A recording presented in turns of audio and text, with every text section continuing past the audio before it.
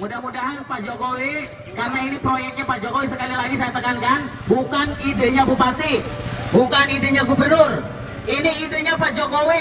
Ini adalah bagaimana masyarakat pemilik lahan pertanian yang ada di Desa Patimban memperjuangkan harga lahan pertanian yang pada waktu awal pembangunan Pelabuhan Patimban dipatok dengan harga yang murah.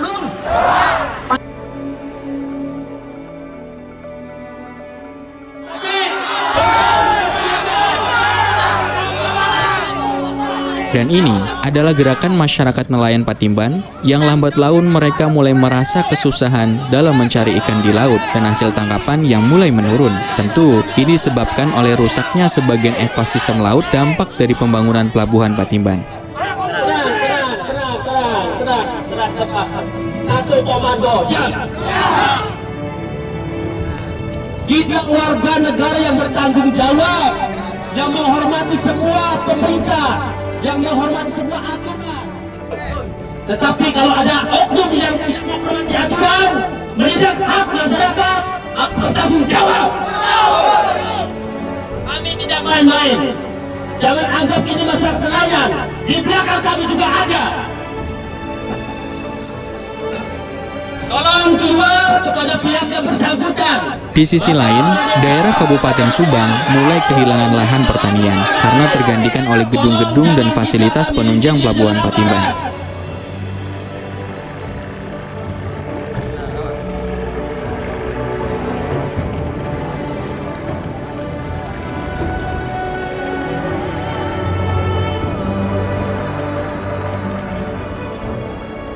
Hasil laut para nelayan Patimban juga akan mengalami penurunan dan ongkos jalan menjadi lebih mahal. Sebab, sebelum adanya proyek ini, para nelayan bisa mencari ikan di jarak 1 sampai dengan 5 km. Namun kali ini, mereka harus berjuang lebih jauh lagi untuk bisa mendapatkan hasil tangkapan yang diinginkan. Balik modal saja sudah untung.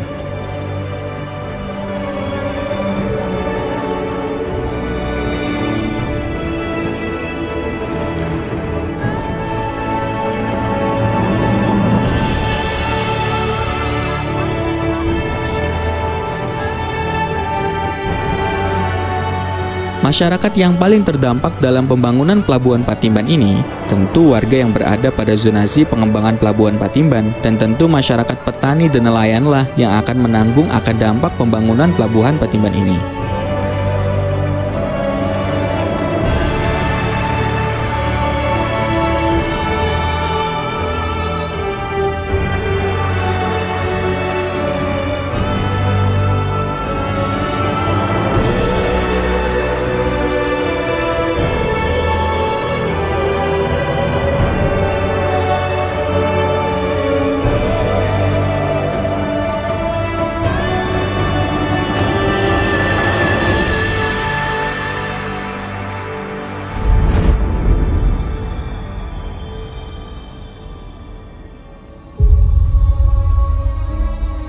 Presiden Republik Indonesia juga menyampaikan bahwa masyarakat yang terdampak akan dibantu oleh pemerintah.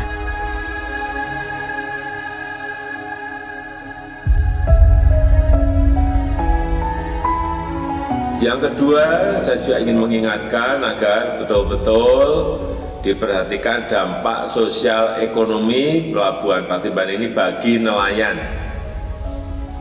Ditolong dilihat betul. Kalau memerlukan dukungan sarana dan prasarana untuk kapal misalnya, bagi para nelayan yang terdampak ini, agar KKP ini bisa memberikan bantuannya kepada para nelayan. Jika Pelabuhan Patimban ini ditargetkan akan mulai dioperasikan pada akhir November 2020, maka besar kemungkinan Pelabuhan Patimban akan mulai untuk merekrut tenaga kerja baru. Dan kitalah sesungguhnya yang berhak dan yang akan turut serta untuk Pelabuhan Patimban.